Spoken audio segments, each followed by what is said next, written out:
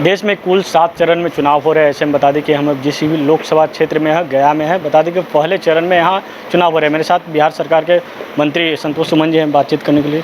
Sir, पहले चरण में यहाँ चुनाव हो रही है, जीतन राम मांझी यहाँ से प्रत्याशी आपके दल के हैं, आपके सब पार्टी के संस्थापक हैं, एनडीए की तरफ से उन पर विश्वास जताई गई है। किस तरीके से रिस्पॉन्स मिला है? देखिए, पूरा देश मोदीमय है और मोदी जी के प्रति सब लोग गोलबंद हैं। समाज के सभी तबके के लोग उनको चाहते हैं कि वो देश के प्रधानमंत्री तीसरी बार बने, और उसी कड़ी में बिहार भी आता है। बिहार में पिछली बार 39 सीट जीती थी, इस बार 40 सीट हम लोग ने टारगेट बना के रखे हैं। तो आप समझ लीजिए कि कैसा माहौल है और किस तरह की बातें हैं।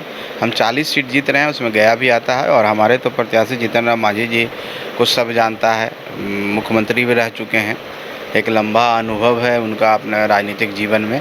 तो हम समझते हैं कि कोई दिक्कत नहीं होनी चाहिए, और हम बहुत ही बड़े अंतरों से चुनाव जीत रहे हैं। आप भी लगातार प्रचार प्रसार कर रहे हैं, जीतन राम मांझी जी भी प्रचार प्रसार कर रहे हैं, क्षेत्र में जा रहे हैं। हमने भी कई लोगों का पब्लिक का रिएक्शन लिया। उन्होंने साफ तौर पे कहा कि कई जगह जो है अभी भी पहले की स्थिति जैसा बिजली और स्कूल तक नहीं है।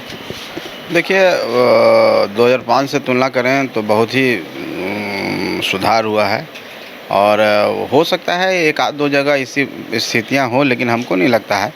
हर जगह स्कूल बन रहे हैं, नए स्कूल बन रहे हैं, बिजली अब हमारे के यहाँ 24 घंटे आती है, और गांव-गांव में बिजली आ रही है, इंटरनेट कनेक्शन है, इंफ्रास्ट्रक्चर डेवलपमेंट हुआ है।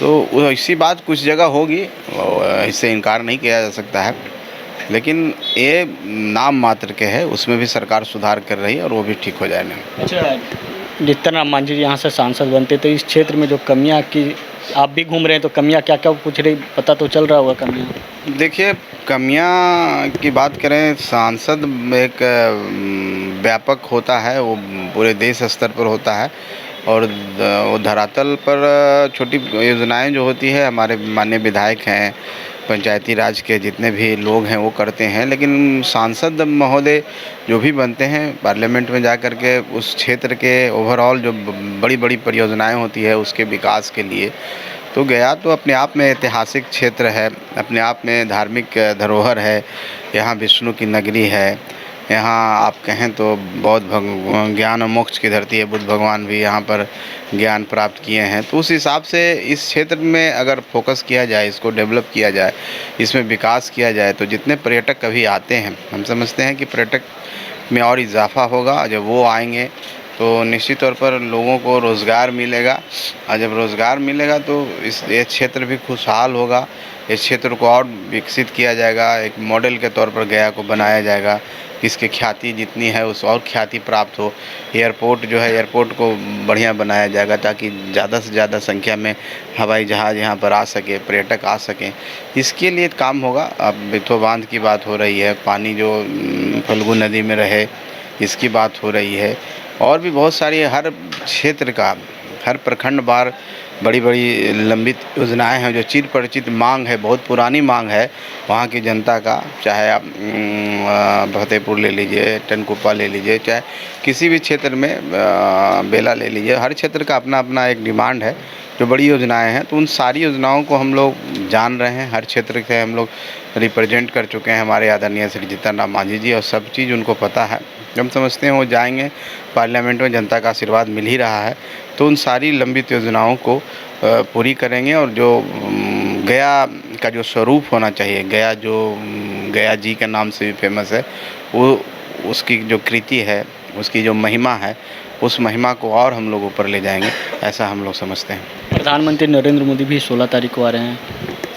हाँ, निश्चित तौर पर प्रधानमंत्री जी आ रहे हैं। आपके माध्यम से मैं धन्यवाद देना चाहता हूँ, और उनके आने से यहाँ के कार्यकर्ताओं में और ऊर्जा मिलेगी और जोश मिलेगा, और उस ऊर्जा से और लोग तेज़ी से लग जाएंगे। तो हम समझते हैं कि 16 तारीख के बाद एक और हवा चलेगी जो हम लोग को संसद तक ले जाएगी। अच्छा, विपक्ष क्यों नहीं देख रहे हैं? यहाँ विपक्ष की तरफ से कुमार शब्जीत को बनाया गया जो बिहार सरकार के मंत्री रह चुके हैं। अब कोई ना कोई तो आना ही था ना, विपक्ष तो होगा ही। लोकतंत्र में विपक्ष का होना भी चाहिए, एक तरफा तो नहीं होगा ना कि कोई चुनाव नहीं लड़ेगा। विपक्ष में आए हैं, आने दीजिए, किसी का मुकाबला नहीं देख रहे हैं। वो सब चीज़ हम लोग नहीं देखते हैं। हम जनता के बीच में हैं, जनता के बीच में अपनी बात को रख रहे हैं।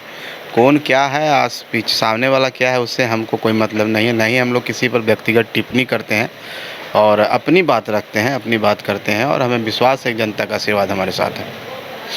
ये थे बिहार सरकार के मंत्री संतोष सुमन जी। साफ तौर पर उन्होंने कहा कि जो इस बार अगर जनता हमें समर्थन देती है तो जो धरातल पर जो काम हुई है उसको पूरी तरीके से सफल करेंगे, और जीतन राम मांझी ने अगर सांसद बनते हैं तो कई मुद्दों हम लोग सदन में लाएंगे, उसके बाद बातचीत करेंगे। सहयोगी शशि के साथ विवेक रंजन, न्यूज़ बास्कोप, गया। 5 राज्य, 61 शहर, 150 प्रोजेक्ट और एक वास्तु विहार। नई सोच, नया घर। बनाए रखिए अपना प्यार, सेवा में है वास्तु विहार।